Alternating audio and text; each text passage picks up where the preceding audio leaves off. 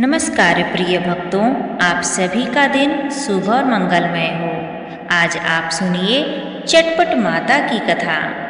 प्रिय भक्तों, माता की कृपा से आज हम सभी एक अत्यंत पावन, चमत्कारी और श्रद्धा से भर देने वाली श्री चटपट माता की पावन कथा का श्रवण करने जा रहे हैं।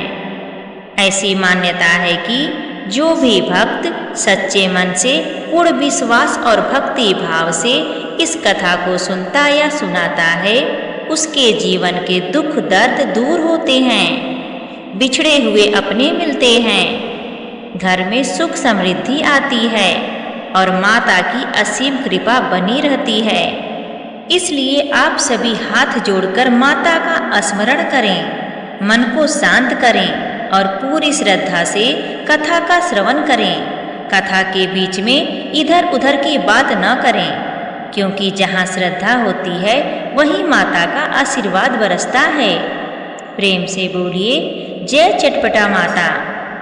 एक गांव में एक माँ और बेटा रहते थे। उनके पिता नहीं थे। माँ ने उस बेटे को बहुत प्यार से पाला था।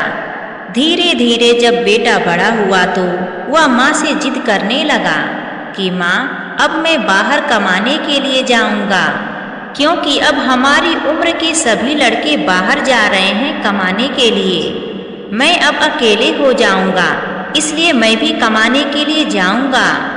माँ बहुत चिंतित हुई और वह बाहर कमाने के लिए भेजना नहीं चाहती थी, क्योंकि वह बच्चा ही माँ की आखिरी उम्मीद और सहारा था।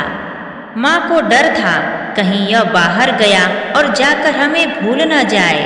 फिर भी मैं उसे बहुत रोकी, लेकिन वह बच्चा नहीं माना। वह कहने लगा, माँ, मैं आपको हर 15 दिन पर पत्र लिखकर भेजूंगा, अपना हाल चाल दूंगा। फिर माँ कहने लगी, बेटा, जब जाना ही चाहते हो तो जाओ। वह बच्चा परदेश निकल गया और वहाँ जाकर वह बहुत व्यस्त रहने लगा। पैसे कमाने की चाहत में इधर अकेली माँ बहुत घबराने लगी कि हमारे बच्चे की कोई खबर नहीं आ रही है। माँ रोज उसके पत्र का इंतजार करती और शाम हो जाता और कोई संदेश नहीं मिलता। इसी तरह से माँ ने बहुत दिन तक इंतजार किया। 2-3 साल बीत गए थे और उसको अभी तक अपने बेटे की कोई खबर नहीं मिली थी। तो बहुत दिन इंतजार करने के बाद माँ के मन में एक विचार आया कि लग रहा है मेरा बच्चा खत्म हो गया है, इसलिए उसका कोई खबर नहीं आ रहा है। उसकी माँ ने सोचा, जब मेरे पति नहीं रहे, मेरा जब बच्चा नहीं रहा, तो मेरा धरती पर रहने का कोई उद्देश्य नहीं है। अब मैं भी आज अपने जीवन को समाप्त कर लूँगी। ऐसा मन में वह विचार करके अपना घर बार छोड़कर जंगल की ओर बढ़ गई और वहाँ आगे जाते जाते एक नीम का पेड़ मिला और वहाँ पर चबूतरा बना हुआ था और जाकर वहाँ पर बैठकर विचार करने लगी कि लाओ एक बार माता रानी को प्रणाम कर लें। और जैसे ही प्रणाम की, वहाँ पर एक बूढ़ी औरत उनके सामने आ गई। वह पूछने लगी कि क्या हुआ बेटी, क्यों इतनी परेशान हो? तो वह कहने लगी कि जा मैया, तू अपना काम करा, हमारा दुख काट देबू। तो बूढ़ी मैया कहने लगी, बेटी बताओ तो सही, तुम्हारे पास का दुख बा? अगर हमारे बस में हुए हम जरूर काट देबे। तो माँ ने अपनी सारी व्यथा उस बूढ़ी मैया को कह सुनाई।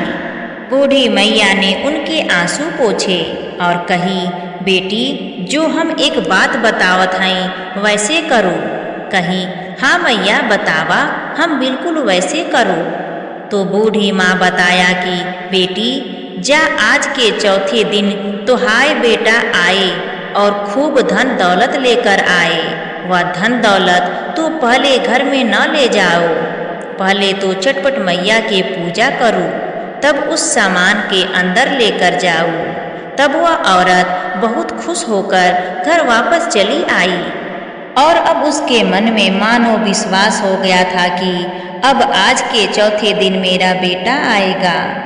अब वह बहुत खुश होकर चटपट माँ की पूजा की सामग्री इकट्ठा करने लगी। और ऐसे ही 2-3 दिन बीत गए और रात को उनका दरवाजा आवाज किया तो वह दरवाजा खोलकर देखी तो उनका बेटा था। बेटा कहने लगा, माँ यह सब सोना चांदी है, इसको अंदर ले चलो। तो माँ कहने लगी, नहीं बेटा अभी नहीं, इसको यहीं रख दो, कल हम चटपट माता की पूजा करेंगे, तब हम इसे अंदर ले जाएंगे। जब सुबह हुई तो वह सभी सुहागनों को न्योता दे दी थी। सुबह सभी सुहागिन आई और बहुत विधि पूर्वक चटपट माता की पूजा की गई।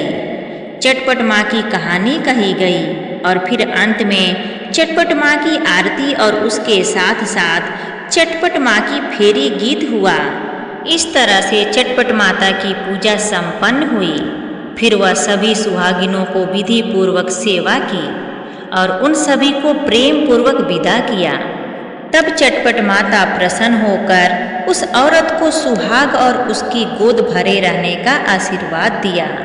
प्रिय भक्तों, प्रेम से बोलिए चटपट माता की जय। अगर आपको यह कहानी अच्छी लगी हो तो प्लीज़ कमेंट करके हमें ज़रूर बताइए।